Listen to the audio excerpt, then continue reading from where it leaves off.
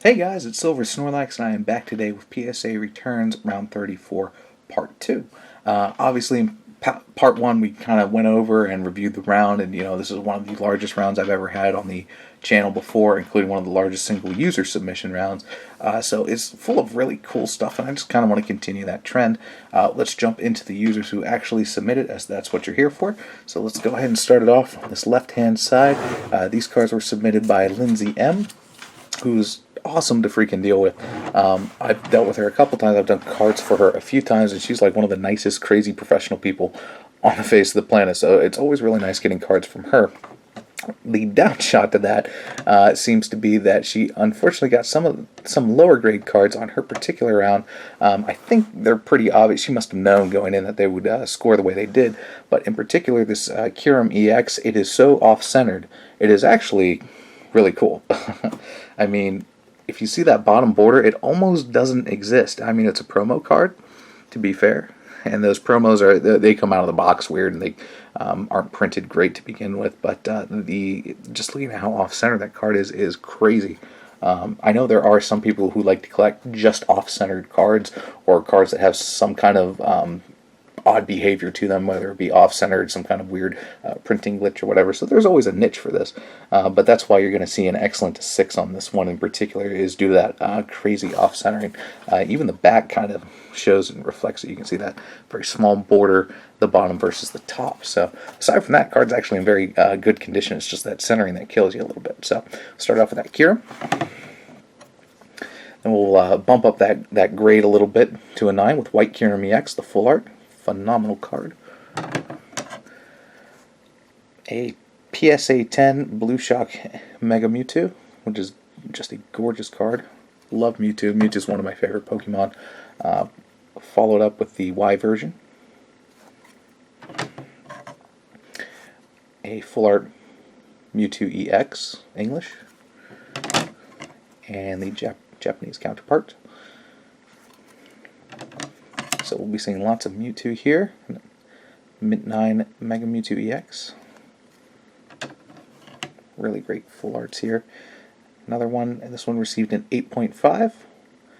I'm a little confused as to the 0.5 grade.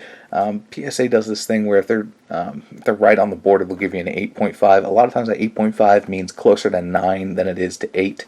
So if they see something they just aren't sure on, there's a little bit of whitening on corners, but nothing that would make me drop it to an 8, certainly. So it's rare to get these half grades, but we do get them on occasion, so you will see me discuss those a little bit when they do come through. Here's Manaphy EX, Mint 8,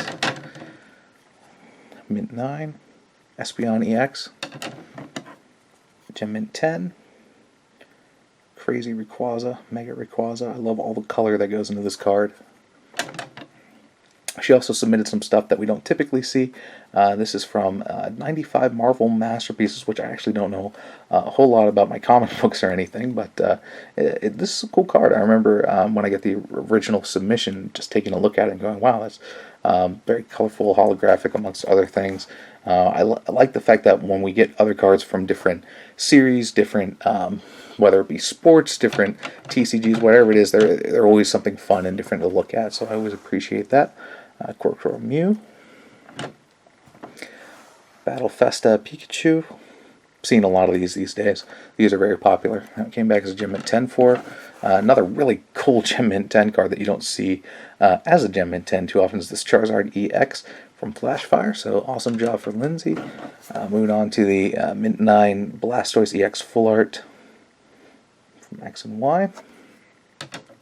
And one last one we have here, something from the Baltimore Orioles, Manny Machado. Hope I pronounced that right.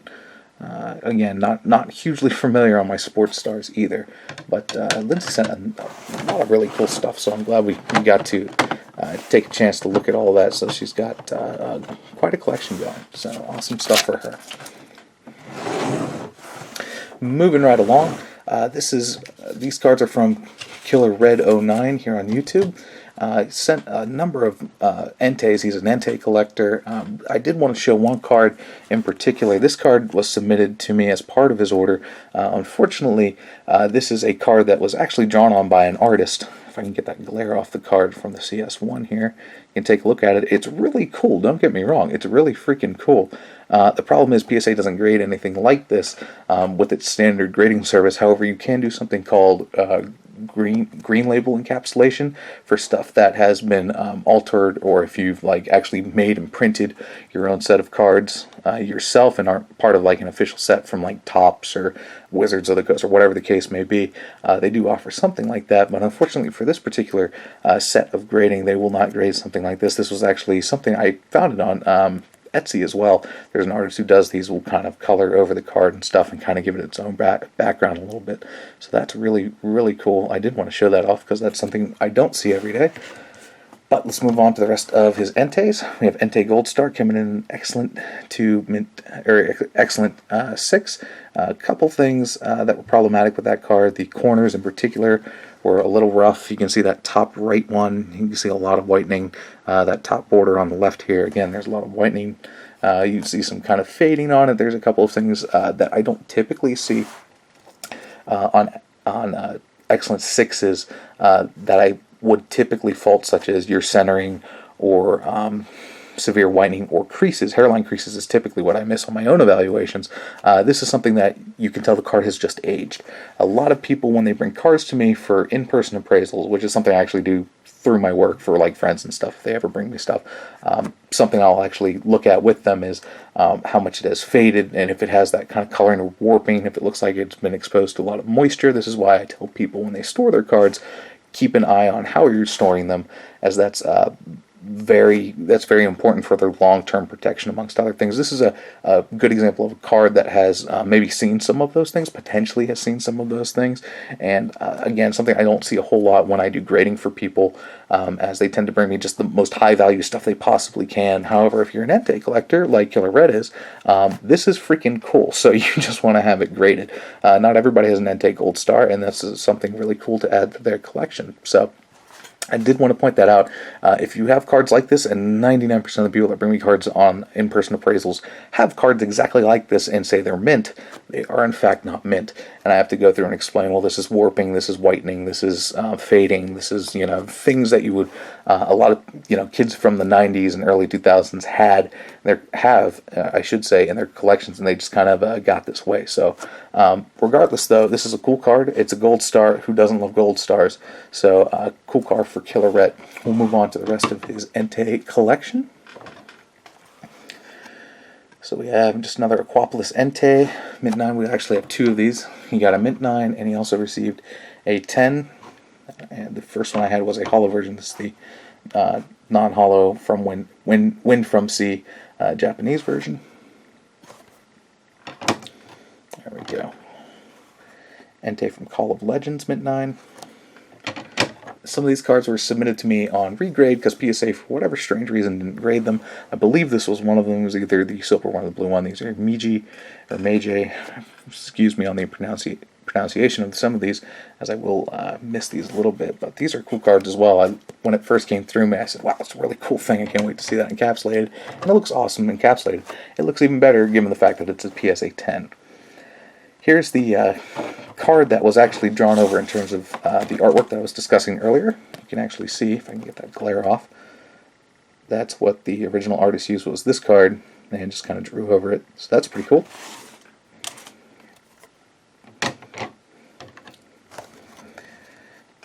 Full Art Entei EX, Mint 9. Another Meiji promo blue foil. Cool card. Here, Mint 8. Those cards are fairly old too, if I'm not mistaken. That one in particular is from 2000. A Stadium card with Entei featured on it. Reviving Legends First Edition. Burned Tower. This one I'm seeing a little more frequently these days is a Gem Mint 10 Pokekun Collection First Edition. I actually don't know a whole lot about the Pokekun Collection, but I am seeing it on occasion now on videos and amongst other things. Popular amongst collectors, eBay, so on and so forth. Charmander, again for the Pokekun collection, and this is a really cool series because you see the young boy he's with that will actually literally evolve with him. So we got a couple 10s there. We have a couple 10s on these Charmeleons. We have 2 of those. We We have a Pokemon Collection Charizard as well. Again, we have the Gem Mint 10. We'll have 2 of those. Actually, we'll have 1 more. I gotta showcase 1 more here. There's your 3rd one, the Charizard. So that's really cool to see the evolution not only of the Pokemon but the human trainer as well. So that's really cool. Moving right along to, I was gonna say Glade, but it's Gardevoir. Gardevoir full art. And then this is really cool as well. I like how the artwork is done on this one. The Mega Gardevoir, the amount of shine. It's interesting to see cars with more dark colors, more black on them when they do them in a holographic format. I always think they look pretty sleek, pretty cool. I like the artwork that is typically done on those. Sylveon, we'll have a couple of those for you. More Pokemon Collection full art Pikachu, several Pikachus on it. Jirachi. Here we'll have Yveltal. Again with that black, just kind of shimmery. Again, I'm trying to avoid the glare from my studio lighting there, but it's proving to be difficult. May have to move it for my next set of videos here. Blastoise EX, Gem Mint 10. Here we have Espeon EX. And a second one. Both Japanese. Really cool cards.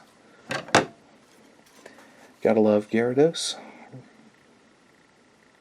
Gem Mint 10 there.